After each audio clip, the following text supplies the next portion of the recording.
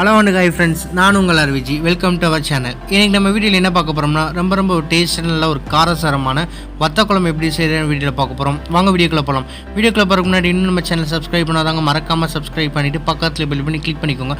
அப்புறம் நான் போகிற வீடியோ நோட்டிஃபிகேஷன் வந்து உங்களுக்கு உடனே வரும். வாங்க வீடியோக்குள்ளே போகலாம். இப்போ பாத்திரத்தை ஹீட் பண்ணிக்கலாம். ஹீட் பண்ண பாத்திரத்தில் வந்து ஒரு 2 டேபிள் ஸ்பூன் 3 டேபிள் ஸ்பூனால் வந்து நல்லெண்ணெய் ஆட் பண்ணிக்கோங்க. ஆட் பண்ணதுக்கப்புறம் 1 டேபிள் ஸ்பூன் அளவு கடுகு உளுந்தம் பருப்பு ஆட் பண்ணிக்கோங்க. இந்த கடுகு உளுந்தம் பருப்பு வந்து நமக்கு நல்லா பொரிஞ்சு வரணும், அது வரைக்கும் வெயிட் பண்ணலாம். இப்போ நல்லா பொரிஞ்சிச்சு. இந்த ஸ்டேஜில் வந்து 1/2 டேபிள் ஸ்பூன் அளவு வந்து சீரகம் ஆட் பண்ணிக்கலாம், நல்லா ஃப்ளேவராக இருக்கும். ஆட் பண்ணிவிட்டு ஒரு 1/4 டேபிள் ஸ்பூன்லேருந்து 1/2 டேபிள் ஸ்பூன் அளவு வந்து வெந்தயம் ஆட் பண்ணிக்கோங்க. சின்ன டேபிள் ஸ்பூன் 1/2 டேபிள் ஸ்பூன் அளவு வெந்தயம் வந்து போதும். இதெல்லாம் ஓரளவு நல்லா வதங்கட்டும். வதங்கினதுக்கப்புறம் ஒரு 3 பச்சை, அதாவது மிளகா வத்தல் இருக்குல்ல, அதை வந்து ஆட் பண்ணிக்கோங்க. நீங்கள் பச்சை மிளகா ஆட் பண்ணாலும் கூட ஆட் பண்ணிக்கலாம். கொஞ்சமாக கருவேப்பிலை ஆட் பண்ணிவிட்டு கருவேப்பிலை நல்லா பொரிஞ்சதுக்கப்புறம் நான் வந்து சின்ன வெங்காயம் வந்து ஒரு 200 கிராம் எடுத்து வச்சுருந்தேன், அதை வந்து ஆட் பண்ணிக்கிறேன். சின்ன வெங்காயம் வந்து நல்லா சாஃப்டாக வதங்கணும். அதுக்கப்புறம் பூண்டு ஆட் பண்ணிக்கலாம், வெள்ளைப்பூடு ஆட் பண்ணிவிட்டு இதை அப்படியே நல்லா வந்து கலந்து விட்டுறலாம். நல்லா சாஃப்டாக வதங்கி வரட்டும். இப்போ வந்து நம்மளை கொஞ்சமாக உப்பு ஆட் பண்ணிக்கலாம்.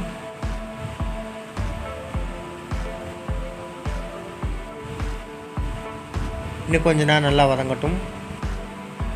இந்த வத்த குழம்புக்கு மோஸ்ட்டாக வந்து கொஞ்சம் ஆயில் வந்து எக்ஸ்ட்ரா இருந்துச்சுன்னா நல்லாயிருக்கும் டேஸ்ட். இப்போ வந்து நம்ம கொஞ்சமாக பெருங்காயம் ஆட் பண்ணிக்கலாம். இப்போ நல்லா வதக்கி விட்டுறலாம். நல்லா இந்த வெங்காயம் வெள்ளைப்பூடு எல்லாமே நல்லா ஆயிலில் நல்லா குக் ஆகணும். நல்லா சாஃப்டாக வதக்கி எடுத்துக்கோங்க. இப்போ வந்து ஓரளவு எல்லாமே நல்லா வதங்கிடுச்சு. இந்த ஸ்டேஜில் நம்ம மசாலா ஆட் பண்ணிக்கலாம். மல்லிப்பொடி, மிளகாப்பொடி, சீரகப்பொடி வந்து நம்ம ஆட் பண்ணிக்கலாம். இது கூட நீங்கள் புளிக்குழம்பு பொடி ஆட் பண்ணணும் அப்படின்னு நினச்சிங்கன்னா அது கூட ஆட் பண்ணிக்கலாம். இல்லாட்டி இந்த மாதிரி 3 பொடியும் ஆட் பண்ணிக்கோங்க. இது கூட வந்து ஒரு டேபிள் ஸ்பூனால் வந்து புளிக்குழம்பு பொடி ஆட் பண்ணால் அது வந்து ஃப்ளேவர் வந்து இன்னுமே சூப்பராக இருக்கும். இது வந்து கிட்டத்தட்ட மிளகாப்பொடி வந்து 2 டேபிள் ஸ்பூன் அளவு வந்து, மல்லிப்பொடி சீரகப்பொடி வந்து ஒரு ஸ்பூன் ஆட் பண்ணிக்கோங்க. இப்போ வந்து மசாலா நல்லா வதங்கினதுக்கப்புறம் நம்ம வந்து தக்காளி ஆட் பண்ணிக்கலாம். தக்காளியை வந்து நான் இன்றைக்கி பேஸ்ட்டு ஆட் பண்ணிக்கிறேன். ஆட் பண்ணி இந்த தக்காளியில் இருக்க அந்த பச்சை வாடையெல்லாம் போகிற அளவுக்கு மட்டும் நம்ம நல்லா வதக்கி எடுத்துக்கலாம். நல்லா குக் ஆகட்டும். இப்போ வந்து நம்ம தண்ணி ஆட் பண்ணிக்கலாம். உங்களுக்கு குழம்புக்கு தேவையான அளவுக்கு தண்ணி ஆட் பண்ணிக்கோங்க. தண்ணி நல்லா கொதித்து நம்மளுக்குலாம் ராஸ்மல் எல்லாத்தையும் போட்டும்.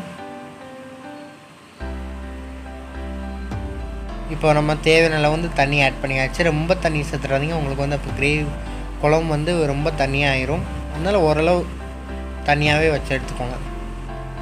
இப்போ நல்லா ஒரு 2 கொதி வரட்டும். இப்போ நல்லா வந்து குழம்பு வந்து நல்லா கொதிச்சிருச்சு. இந்த ஸ்டேஜில் வந்து நீங்கள் புளி தண்ணி ஆட் பண்ணிக்கோங்க. ஆட் பண்ணிவிட்டு நல்லா கலந்து விட்டுக்கோங்க. நான் இதுக்கு முன்னாடி அந்த வீடியோ வந்து அது ஷூட்டு பண்ணலை, அதனால் அது கட் ஆகிருச்சு. நீங்கள் வந்து புளி தண்ணி ஆட் பண்ணிக்கோங்க. ஒரு லெமன் சைஸில் வந்து புளியை வந்து ஊற வச்சு தண்ணியை மட்டும் ஆட் பண்ணிக்கோங்க.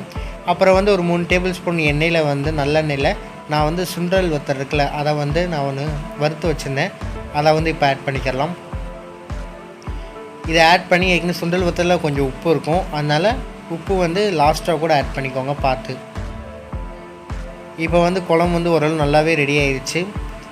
இன்னும் ஒரு 2 நிமிஷம் அளவு மட்டும் நம்ம நல்லா கொதிக்க விட்டுறலாம். இந்த குழம்பு வந்து போக போக வந்து கொஞ்சம் கெட்டியாக மாறும், அதனால் இதுவே நம்மளுக்கு கரெக்டான கன்சிஸ்டன்சி தான். அவ்வளோதான் ஃப்ரெண்ட்ஸ், நம்மளோட டேஸ்ட்டான நல்ல ஒரு காரசாரமான வந்து நம்ம வத்த குழம்பு எப்படி செய்யறதுன்னு வீடியோவில் பார்த்தோம். இந்த வீடியோ உங்களுக்கு பிடிச்சினா வீட்டில் ட்ரை பண்ணி பார்த்துட்டு ஃபீட்பேக்காக மறக்காம கமெண்ட் பாக்ஸில் கமெண்ட் பண்ணுங்கள். இந்த வீடியோ உங்களுக்கு பிடிச்சினா லைக் பண்ணுங்கள், ஷேர் பண்ணுங்கள், கமெண்ட் பண்ணுங்கள். மறக்காம உங்கள் ஃப்ரெண்ட்ஸுக்கு ஷேர் பண்ணி நம்ம ஆர்விஜ் குக்கிங் சேனலை சப்ஸ்கிரைப் பண்ண சொல்லுங்கள். சப்ஸ்கிரைப் பண்ணிவிட்டு பக்கத்துக்கு பில் பண்ணி கிளிக் பண்ண சொல்லுங்கள். அப்போ தான் நான் போடுற வீடியோ நோட்டிஃபிகேஷன் வந்து உங்களுக்கு உடனே வரும். இன்னொரு அருமையான ரெசிபியில் நம்ம சந்திக்கலாம். தேங்க்ஸ் ஃபார் வாட்சிங் திஸ் வீடியோ.